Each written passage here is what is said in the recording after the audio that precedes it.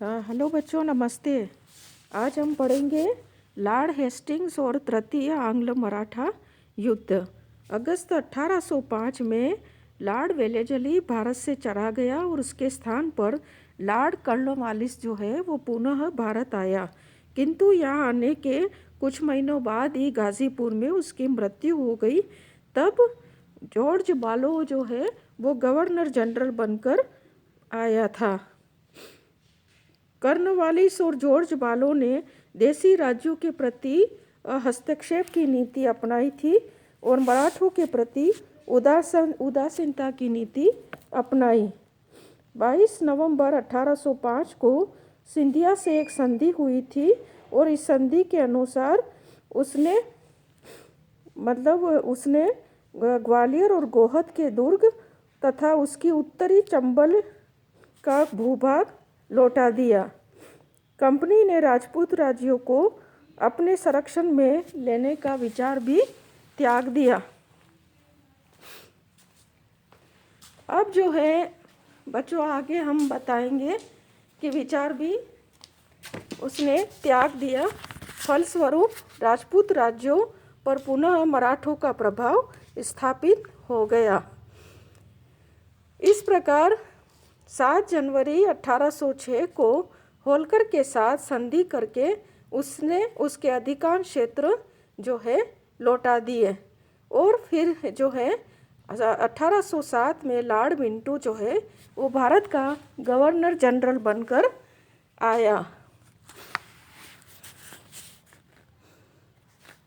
और उसने भी ये सोचा था कि मैं कभी भी अब हस्तक्षेप नहीं करूँगा, तो उसने भी वही नीति अपनाई और इन तीनों की जो नीति जो हस्तक्षेप की थी उस नीति के फलतः क्या हुआ कि मराठों को अपनी शक्ति को संगठित करने का मौका मिल गया।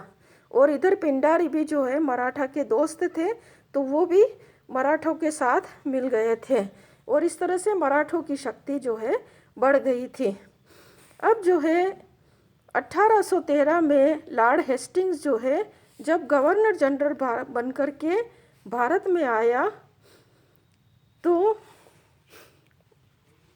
उसने जो है मराठा शक्ति को पूरी तरह से ख़त्म करने के लिए राजपूत राज्यों पर ब्रिटिश संरक्षण जो है वो स्थापित करने का विचार किया और सर्वप्रथम उसने पिंडारियों की शक्ति की योजना बनाई कि इनकी शक्ति जो है उनको नष्ट कर दे, क्योंकि उसे जो है ये भय था पिंडारियों से कि कहीं ये मराठों के साथ नहीं मिल जाए। तो जो है पिंडारियों से युद्ध करने से पहले उसने 17 मई 1816 को भोंसले के साथ और 5 नवंबर 1817 को सिंधिया के साथ समझौता किया और इस समझौते में उन्होंने पिंडारियों को कुचलने के लिए अंग्रेजों को समर्थन देने का वायदा किया और सिंधिया ने जो है चंबल नदी से दक्षिण पश्चिम के राज्यों पर अपना जो अधिकार था वो भी हटा दिया। अब जो है तृतीय आंग्ल मराठा युद्ध जो है अब हम बताएंगे आपको कि क्या है। तो बसिन संधि जब हुई थी, जब पेशवा जो थे उन्होंने अंग्रेज़ों से समझौता करके उनकी अधीनता स्वीकार कर ली थी, लेकिन अब वो इतने घबरा गए थे कि अब किसी भी तरह से इनसे अलग हो जाए, मतलब हमें नहीं रहना है। तो इसके लिए पेशवा ने सिंधिया और होलकर व भोंसले से गुप्त रूप से समझौता किया था और पेशवा भी चाहता था कि उसकी स्थिति सुदृढ़ हो जाए। इस समय पेशवा तथा गायकवाड़ के बीच भी मतलब जो है खिराज को लेकर के या खंडनी जो भरते थे ये लोग, उसको लेकर के झगड़ा चल रहा था। अब इस संबंध में बातचीत करने के लिए गायकवाड़ का एक मंत्री जो था गंगाधर शास्त्री जो था, वो अंग्रेजों के संरक्षण में पुणे आया और पूना आया और पेशवा अंग्रेजों के विरुद्ध गायकवाड़ का सहयोग चाहता था, किंतु गंगाधर शास्त्री अंग्रेजों का जो है मित्र था, तो उसने पेशवा से सहयोग की नीति का इनकार कर दिया। ऐसी स्थिति में पेशवा के एक विश्वसनीय मंत्री जो थे त्र्यंबक जी ने धोखे से गंगाधर शास्त्री की हत्या कर ली और पूना दरबार में ब्रिटिश रेजिडेंस जो था एल्फिस्टन जो था उसको मतलब पूना दरबार में ब्रिटिश रेजिडेंस जो एल्फिस्टन था उससे क्या है कि उसकी व्यक्तिगत शत्रुता थी।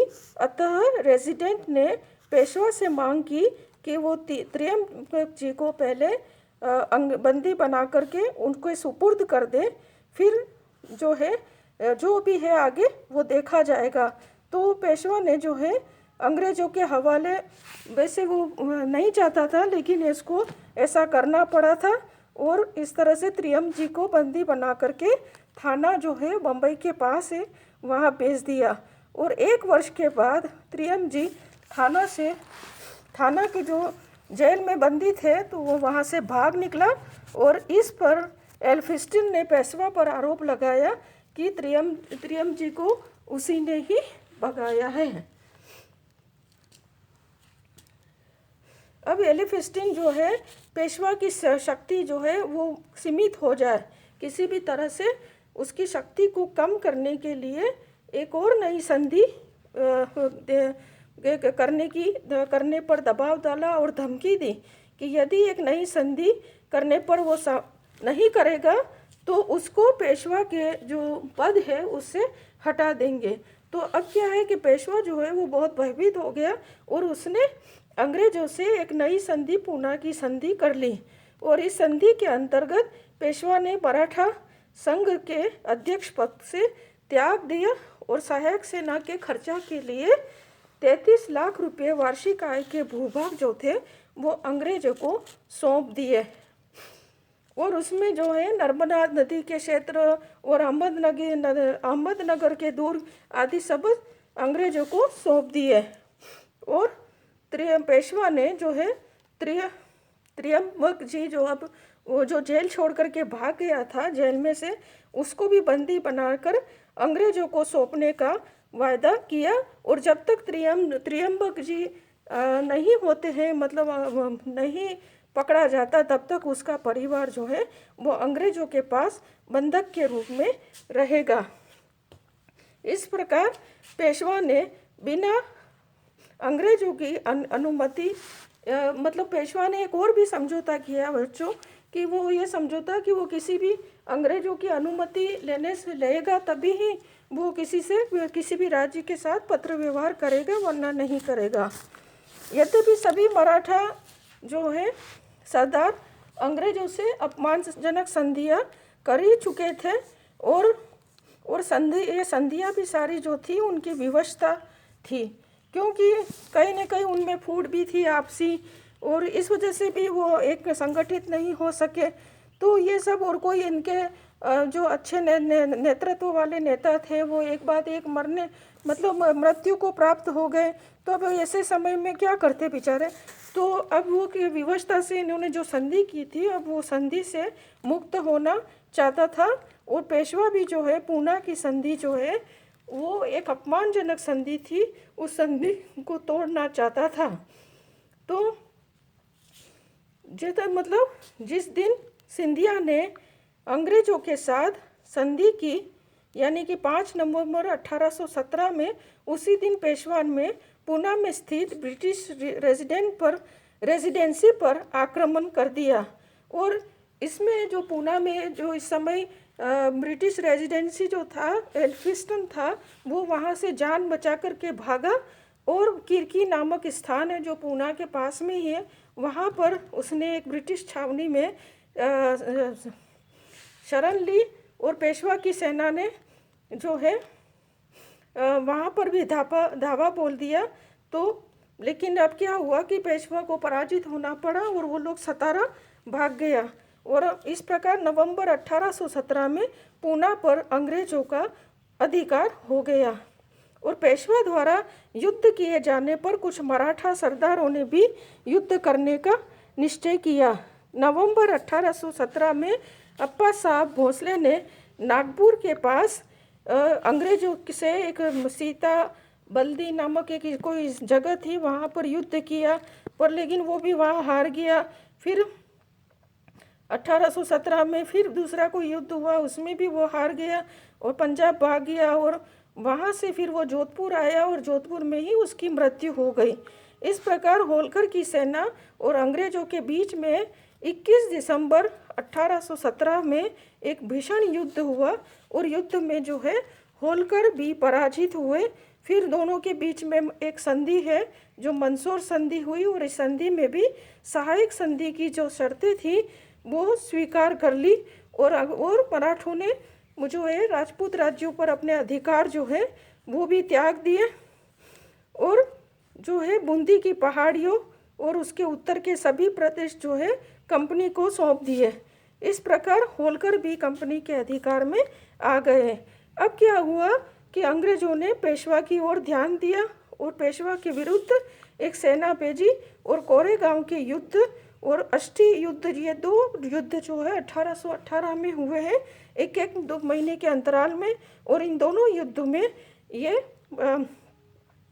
मतलब परास्त हुए मराठी पेशवा जो मराठी ही थे और फिर उन्होंने आत्मसमर्पण कर दिया और अंग्रेजों ने पेशवा के पद को समाप्त कर पेशवा को 8 लाख रुपये पेंशन देकर उनको कानपुर के बिठूर में भेज दिया और पेशवा का जो राज्य था मराठों का उसको ब्रिटिश साम्राज्य में मिला दिया।